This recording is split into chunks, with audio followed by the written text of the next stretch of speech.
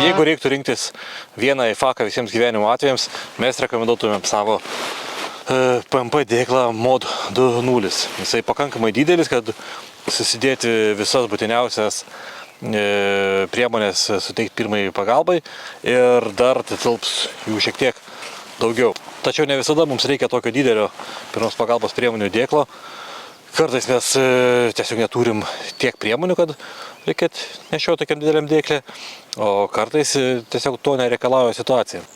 Vėl sveikinamės iš pavasarinčios Matuzo Tactical studijos. Na ir šįkart pristatome pirmos vidutinės pagalbos priemonių dėklus Mod 3.1 horizontalų ir Mod 3.2 vertikalų. Mod 3.1 galima montuoti horizontaliai, būtų jisai patogiausias nešioti ant taktinių diržų, o kitą dėklą galima montuoti vertikaliai. Patogiausia turbūt montuoti būtų ant šalinės liemenės šonų.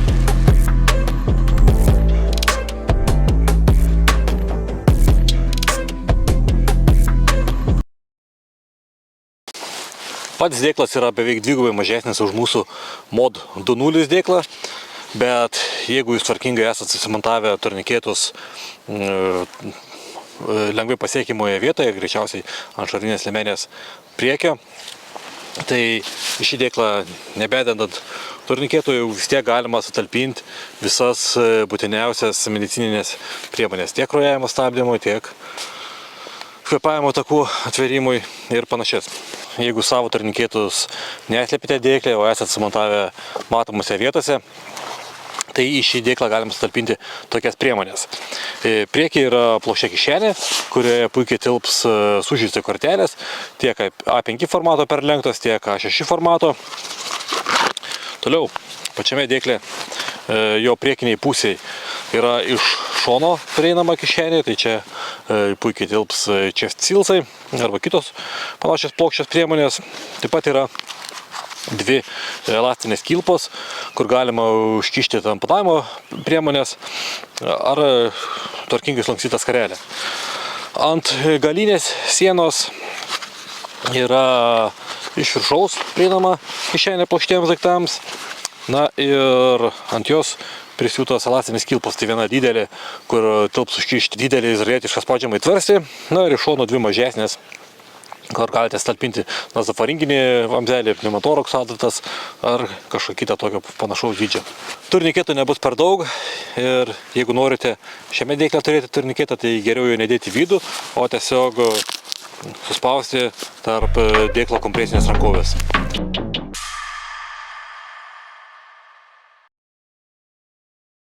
Pirmos pagalbos priemonė dėklą turėtumėt būti sukomplektavę su tokiamis priemonėmis, kuriomis patys mokate naudotis ir jomis moka naudotis jūsų komandos nariai. Nes greičiausiai jums, jeigu jūs užeis, jums pačiam nepavyks pasinaudoti IFAKO turiniu, tą darys jūsų draugai. Dabar pakalbėkime apie tai, kaip pats dėklas veikia ir kaip mes rekomenduotume jį montuoti. Tai pats dėklas susideda iš dviejų dalių. Paties dėklo ir rankovės, į kurį dėklas įsiklijuoja. Tai rankovės viduje yra mažytė juosta minkštos kontaktinės juostos ir ant dėklo nugarinės dalies yra mažytė juosta kietos kontaktinės juostos. Dėklas prisilipdo ant tos kontaktinės juostos ir apsispaudžias rankovę. Iš rankovės dėklas išsitraukia arba per vieną pusę, arba per kitą pusę. Nesvarbu, kurį variantą jis turi, ar horizontaliam montavimui, ar vertikaliam montavimui. Kovoti ir nugalėti be abejo yra smagu, bet yra neišvengiama realybė, kad jūs gali sužeisti mūšio lauke. Todėl jūsų pirmos pagalbos priemonės turėtų būti nebūtinai ant priekio, bet lengvai pasiekiamas. Tai pirmos pagalbos priemonių dėklą Mod 3.1 horizontalų patogiausia turbūt nešioti ant diržo nugaros ir jį galima ištraukti tiek per vieną pusę, tiek per kitą pusę, nes nugaros apačią jūs pasieksit. Jeigu turėsit bent vieną sveiką ranką nesužeistą, jūs sugebėsit tą dėklą pasiekti. Ant liemenės šiek tiek kita istorija. Bet, nes sumontavus šį dėklą vienoje pusėje, jeigu tos pusės ranką jums užeis ir jūs negalėsit jo ištraukti, tai jisai geriausia, kad būtų tokioje vietoje, kad galėtumėt pasiekti ir ištraukti su kita ranka per viršų. Tuo pačiu du skirtingi montavimo variantai leidžia jums paskirstyti savo medicinės priemonės tiek ant liemenės, tiek ant diržo, nes gali būti situacijų, kai būsi tik su liemenė, gali būti situacijų, kai būsi tik tais su diržu, bet visados prie savęs turėsit būtiniausias pirmos pagalbos medicinės priemonės. Ištraukus dėklą, jį taip pat galima greitai ir atidaryti. Tai dėklo viduje yra siūta raudona rankenėlė ir kai jūs pakuojatės dėklą, jeigu jį suseksite taip, kad ta rankenėlė būtų išlindusi, tai laikant už rankenos ir už tos rankenėlės raudonos, patraukus dėklas lengvai atsidaro vienu judesiu. Na, šitoj situacijai dėklą galite ar tai numesti prie sužystį, arba pasikabinti, kad jums būtų lengviau prieiti prie turinio. Jeigu jūs bijot, kad tą raudoną rankenėlį gali jūs išduoti, tai galite ją arba nusikirpti, arba tiesiog užsegant dėklą ją paslėpti ir taip pilnai uždarysite dėklą.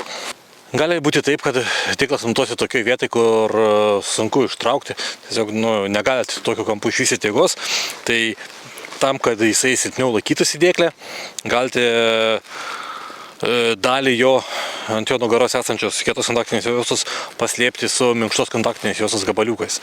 Jos tikrai turite besimėtančias, jinai būna ant laipsnio ženklų, ant kitokių antsiuvų. Tai nepatingėkit paeksperimentuoti, tiesiog iškirpkit gabaliukus, juos užklijuokit ir pažiūrėkit, ar su mažesniu sukibimo plotu dėklas pasidaro lengviau ištraukiamas iš dėklų. Na, o pabaigai taktinis patarimas. Jeigu bijote pamesti dėklą nuo savo ekipuotės arba esate gerai paruoštas žvalgas, tai žinote, kad bet kokius daiktus prie savo ekipuotės reikia rišti. Tai taip pat ir su šio dėklu galite pasimti kokį metrą parakordo, vieną galą jo pririšti prie dėklo rankenos, kitą galą ar pririšti, arba su karabinu prikabinti prie savo ekipuotės molės sistemos, laisvą virvės galą slankstyti ir paslėpti pačiam dėklę, tai taip dėklų įsitraukus jisai niekur nuo jūsų nepabėgs, bus per virvės ilgį nuo jūsų. Dėkojame visiems žiūrėjusiems iki šios vietos. Jeigu užteko tiek kantrybės, tai prašome pasidalinti šito video su savo draugais ir kolegomis, kam tai gali būti aktualu šitie naujai dėklai. Jeigu norite daugiau informacijos apie patį dėklą, tai apsilankykite mūsų tinklapyje, nuoroda bus video aprašyme, ten galite pažiūrėti nuotraukose įvairiais rakursais šio dėklo. Na ir iki kitų susitikimų su kitomis naujienomis.